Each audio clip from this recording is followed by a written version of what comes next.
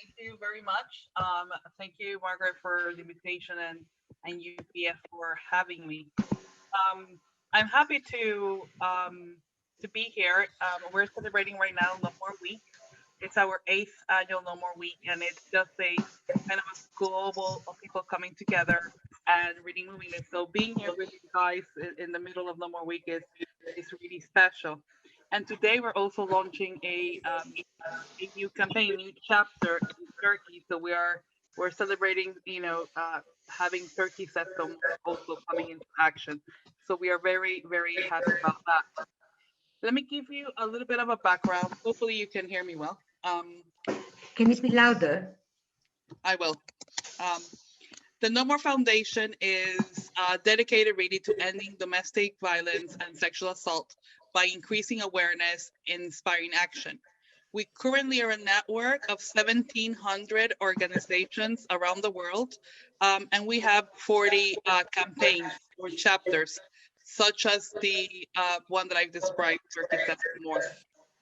Um, hopefully, you can hear me well? Can you? Yes. Thank you. So today I'm gonna give this a little bit of a twist. I apologize as the topic is, but I think the topic is very pertinent to what we're trying to discuss. We yesterday launched a report around the impact of COVID-19 in organizations that provide domestic and sexual violence services. We had replies from 31 countries, and we think we got quite a good insight to that. Um, and because of time, it was very important for us. We were hearing a lot about the struggles of victims, but we didn't really know how the organizations themselves were coping. And for me, that's an important uh, demonstration of leadership, of women's leadership, who usually tend to run these types of organizations. And so I almost want to tell you a little bit of the findings that we were able to see, and some of our recommendations. Um, 88% of organizations that were impacted by COVID directly. So they had issues or really kind of struggled to provide. Out of those, 75% of organizations actually had to cancel services for victims.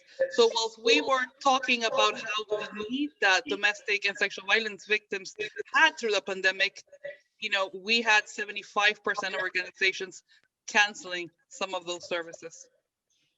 Um, at the same time that they were struggling to maintain some of those services opening, more than 63% of organizations reported an increase of demand.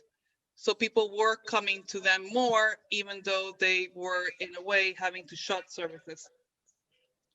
81% felt pressure under the staff felt pressure, and 1 in 2 workers reported a decline on their mental health.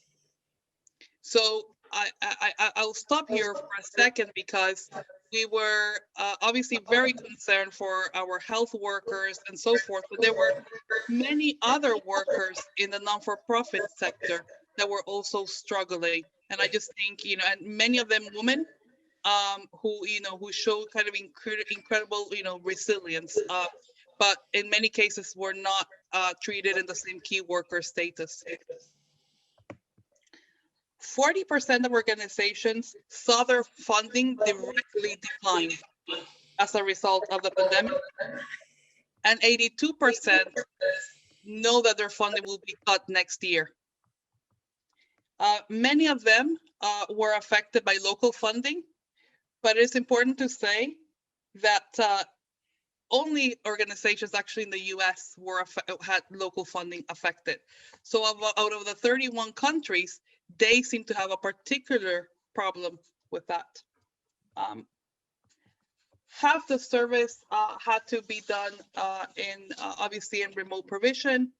And there are a couple though of good things to kind of highlight.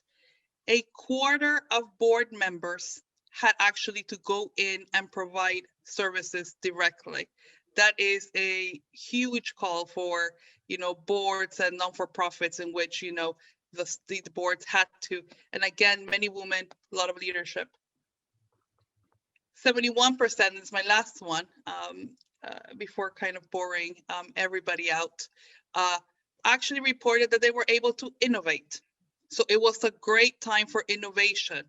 So, trying to deal with this, I know it's very exciting. I'm really passionate about this, but the idea that people started trying to provide services in ways that they had never had to, I think was, really, really important.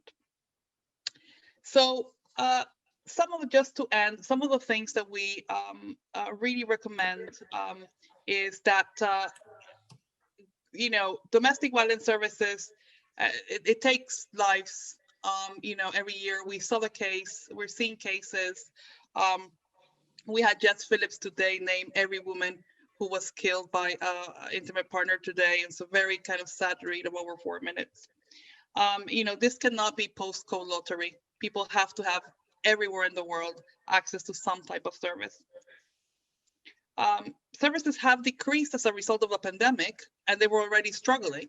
So we need to make sure that, wherever we are here able to influence, we can influence the decision really that this is looked at. Staff were at a burnt out crisis level also in these services. So especially in their mental health. So we're strongly advocating for many of the women that work in these services throughout the world and really have demonstrated leadership in carrying on, making sure that we think about their mental health and that, that is also taken into account. I know that this is a little bit out of the league in terms of the discussion that we were having today, but it's my job to always put this as a reminder. There is a lot that women are doing to support other women. There's many men joining this effort. I was telling Margaret today, we have this 5K that we do also for No More Week.